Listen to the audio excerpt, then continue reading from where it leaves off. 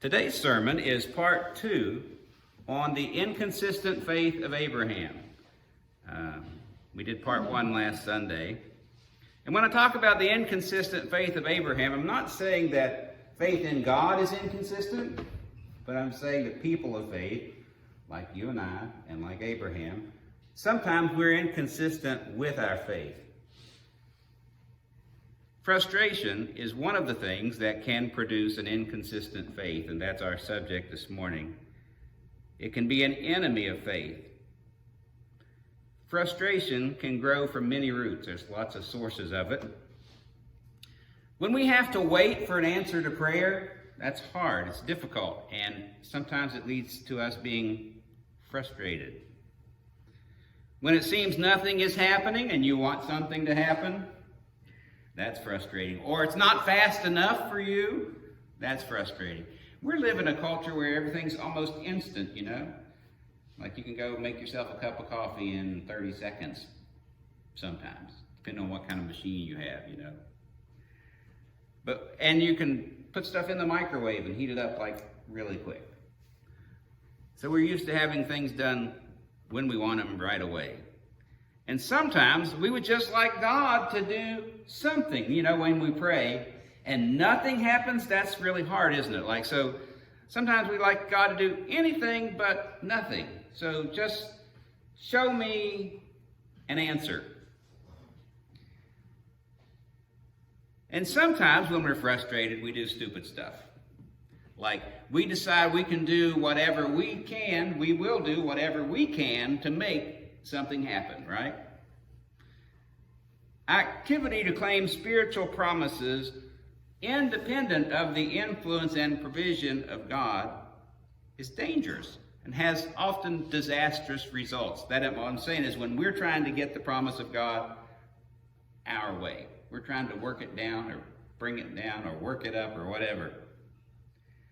It is better to be dependent upon God, seeking His direction in all we do.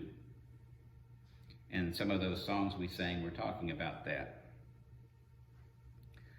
But the unfulfilled desire causes frustration, and sometimes for the best things in life, you gotta wait.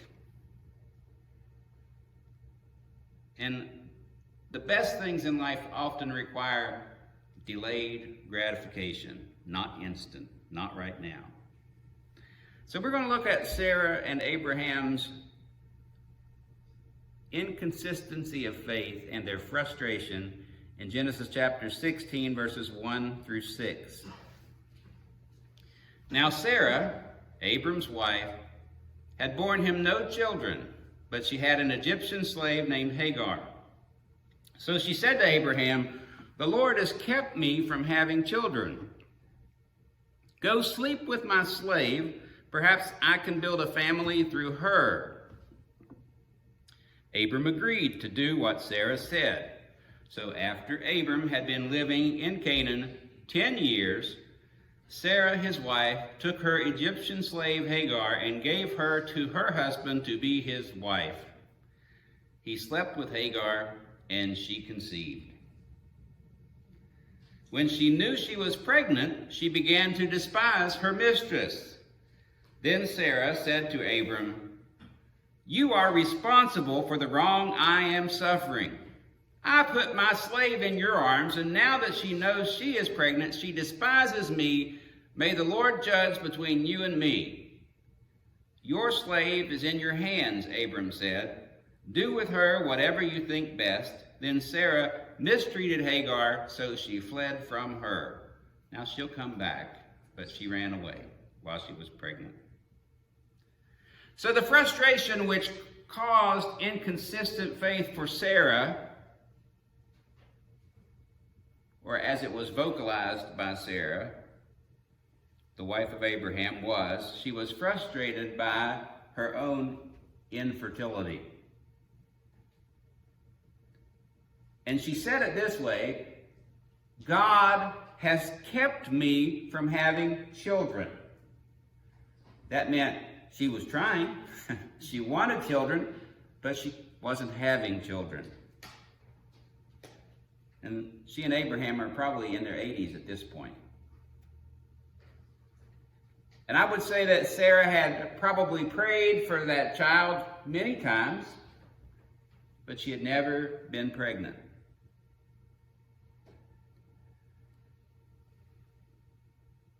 There are many inconsistencies in the lives of people of faith, and Abraham and Sarah are like the mother and father of faith, basically. I mean, they're the big ones. And they made mistakes because they were human, right? They did not always act in faith. There are a lot of things wrong in that story I just read. Wouldn't you agree? I mean, you could say that the family of faith was a hot mess, right? I mean, that's worse than any of the church families that I know.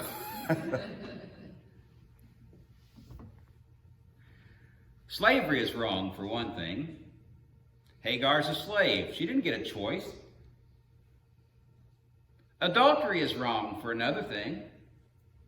Bigamy is wrong, for another thing. Now, I know that in that time period, and that culture, that lots of men had more than one wife. But guess what? That doesn't mean it was right. The culture was very different in Abraham's day, and culturally they might not have been condemned, but when God created man, what did he create? One man and one woman. He didn't create Adam and Eve and Amber. He just created Adam and Eve. And he brought them together. It's not so different from today, though, is it really? There are lots of people that I know who have a wife and they have what they call my baby mama. You know what I'm talking about? It's a woman they weren't married to, but they got her pregnant and she has their child. A wife and a baby mama. Well, guess what? In the family of faith, Abraham and Sarah, the father of faith, really, Abraham had a baby mama. Hagar was that baby mama. When Jesus talks about marriage, he talks about it as the union of two people. I'm going to quote what he said from Matthew 19, verses 4 through 6. Haven't you read, he replied, that at the beginning the Creator made them male and female, and said, for this reason a man will leave his father and mother and be united unto his wife, and the two will become one flesh. So they are no longer two, but one flesh.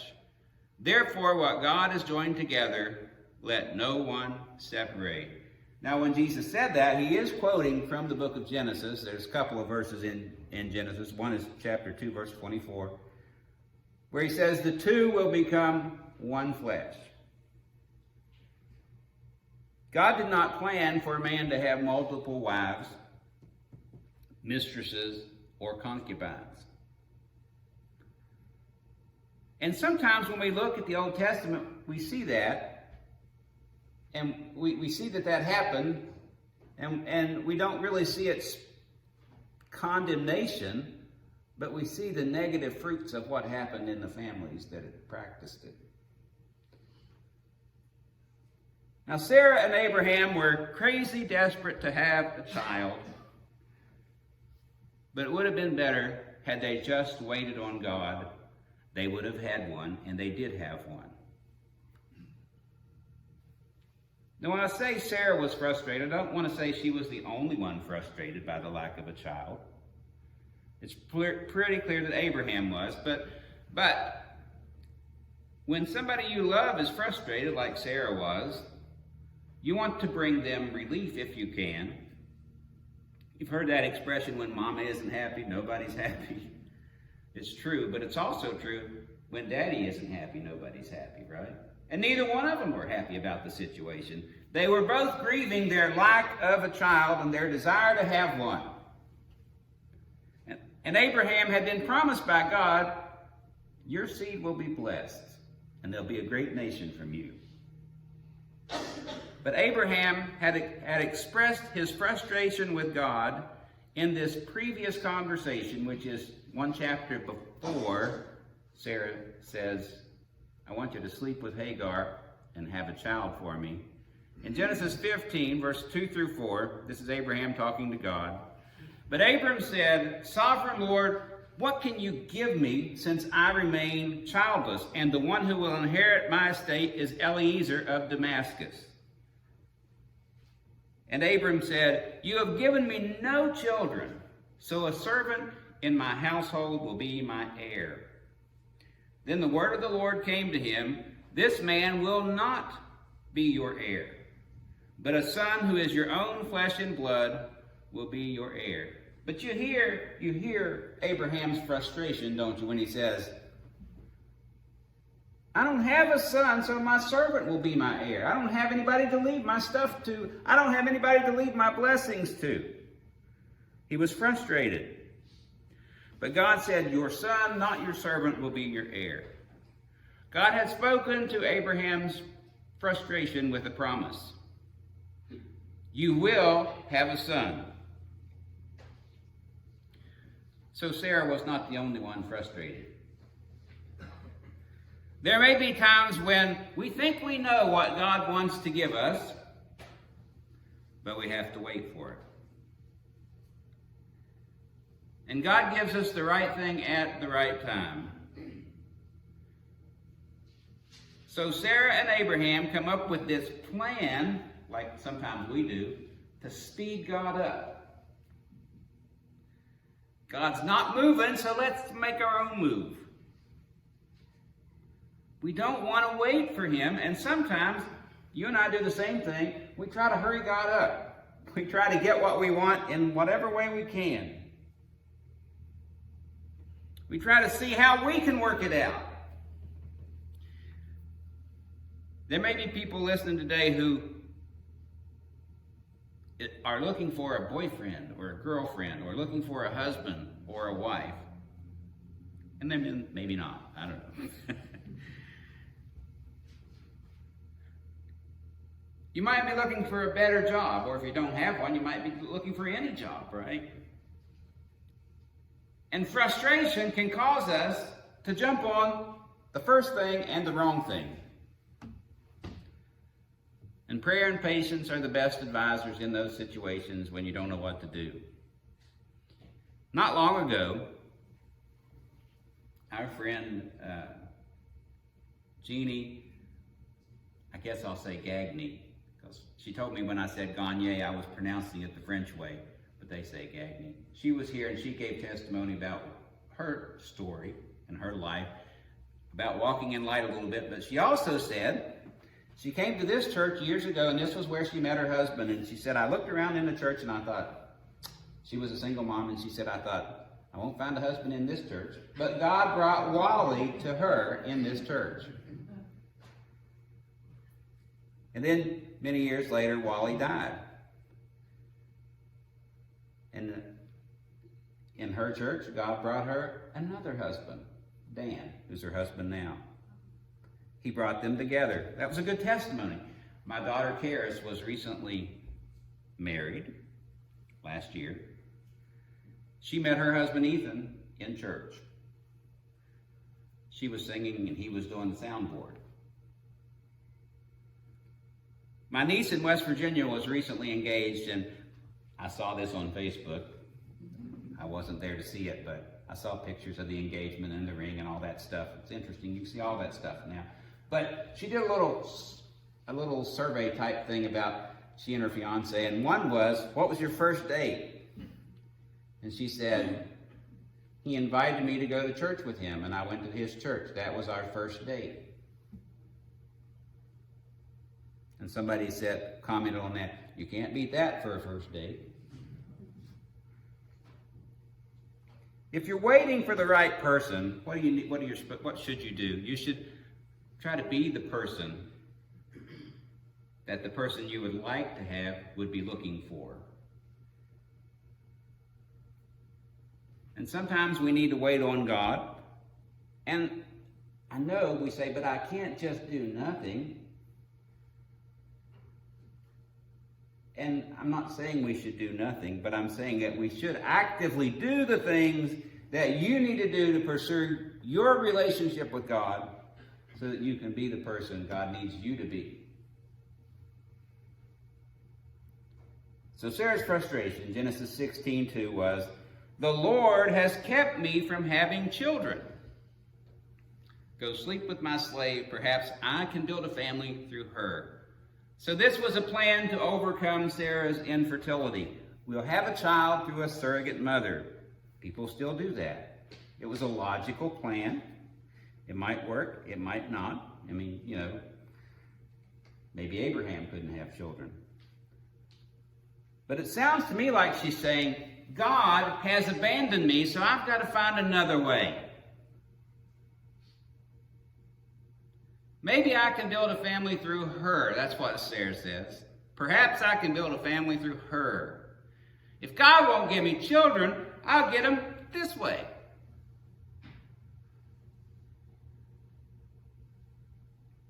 Now, I assume that Genesis is written in chronological order, that things happen in the order that they're presented. But that might not always be true, because sometimes similar things are covered in different books of the Bible, or the same things are covered. But assuming Genesis is in chronological order, because there's not another book covering that period of time, God promised Abraham he would have an heir in Genesis 15. And Sarah proposes Hagar could be the mother in Genesis 16. And if she'd only waited, God promised that Sarah would have a son in Genesis 17. Now, I don't know how much time goes between those, chapter 15, chapter 16, chapter 17. But there is a significant amount of time between the birth of Ishmael and the birth of Isaac. I think maybe 14 years. So it's not like he slept with Hagar and had Ishmael, and then slept with Sarah the next week and had Isaac. It's not like that. But the birth of Ishmael was not the plan designed by God for Abraham and Sarah's good. It was their plan. It was not something God directed them to do. There's no mention of them praying about it. They probably did pray about it, though. The same way you and I say, well, I got a good job offer, honey. You pray and I'll pack. They're probably praying about it the same way. And if they do pray like that, it doesn't make it God's will. It was an obedience to a divine command, and it was a transgression against their marriage, really. Now, I remind you, we talked about this last week, how when Abraham lied about Sarah and said, she's my wife, he said, she's my sister, God intervened to protect Sarah 2 times from foreign rulers who wanted Sarah to be their wife. But this time, when Abraham is going to see if he can conceive a child with Hagar, there is no divine intervention stopping it. God allowed it to happen. And he didn't say to Abraham, you're a dead man if you touch Hagar, like he did to those other rulers. And I think maybe sometimes we think that if we can work something out, it must be God's will. And I would say, no, it's not always God's will just because you can work it out. The fact that I can do something doesn't mean that I should. Did the plan work? Well, yes and no. Hagar did have a son, didn't she? She had Ishmael. Did it work out as Sarah's plan? Not at all. You know why? Sarah did not build a family through Hagar. Ishmael was never Sarah's son. And he was not Abraham's promised seed either. After Isaac is born, Hagar and Ishmael will both be sent packing. It says in Genesis 21, verse 8 through 14, is talking about when Isaac was born. It says, "The child grew and was weaned, and on the day Isaac was weaned, Abraham held a great feast. But Sarah saw the son whom Hagar the Egyptian had borne to Abraham was mocking. And she said to Abraham, 'Get rid of that slave woman and her son, for that woman's son will never share in the inheritance with my son Isaac.' The matter distressed Abraham greatly because it concerned his son. But God said to him, 'Do not be so distressed about the boy and your slave woman. Listen to whatever Sarah tells you, because it is through Isaac your offspring will be reckoned. I will make the son of the slave into a nation also, because he is your offspring.' Early the next morning, Abraham took some food and a skin of water and gave them to Hagar. He set them on her shoulders and sent her off with the boy." So Sarah is offended by Ishmael's behavior at the celebration of her son and his weaning. And she demands that they be sent away. And for Abraham, it says he was greatly distressed because Ishmael was his son. It troubled Abraham's heart to send him away. I think he was heartbroken. I think he loved Ishmael. But this strife and grief in the family was rooted in the acts of frustration rather than the acts of faith. It was because they just did this on their own. And though he was distressed by Sarah's demand, he consented and did what she said. God told Abraham that Ishmael would also become the father of a nation, but that Isaac was the promised son. I didn't mention this, but you probably noticed earlier when Sarah says to Abraham, "Sleep with my servant Hagar, and I can raise a family through her," and he does.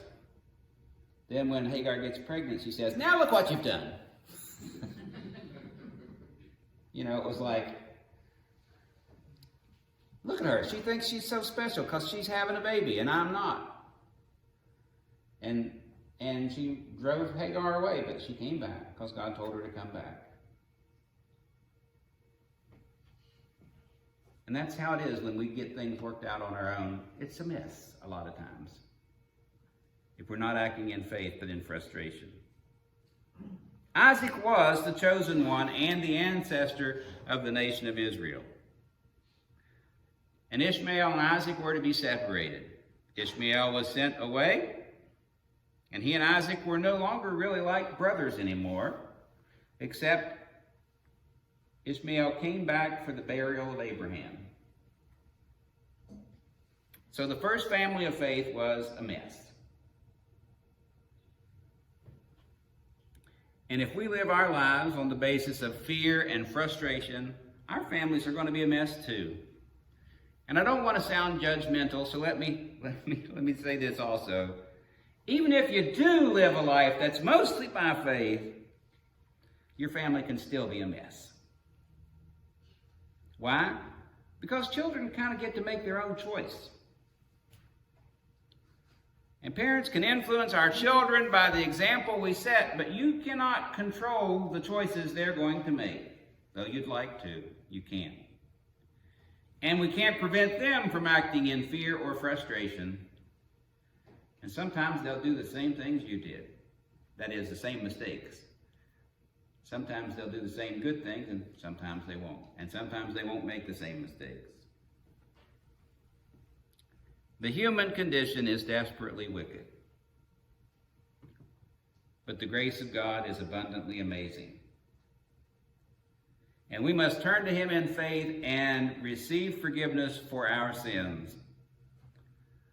We are saved through the sacrifice of Jesus Christ, who gave himself on the cross for our redemption that we could come to God. He invites us to come to him and be clean.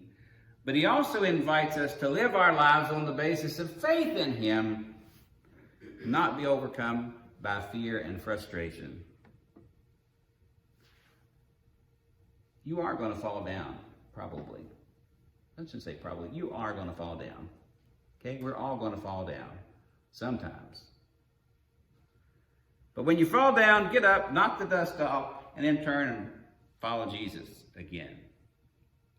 You can be forgiven, but sometimes even when you're forgiven, because of the things you've done, there's some consequences, aren't there? I mean, Abraham had trouble in the family because of what he did. And we may have trouble in our family or in other ways because of what we do. You can be forgiven, but still face some consequences. His family had division. But if you commit yourself and your family to God, it will be better. Might not be perfect, and there might still be consequences, but it will be better. We need to believe God, obey God, and wait on him. That's what faith requires. And that's how faith is lived out. Believing, obeying, and waiting.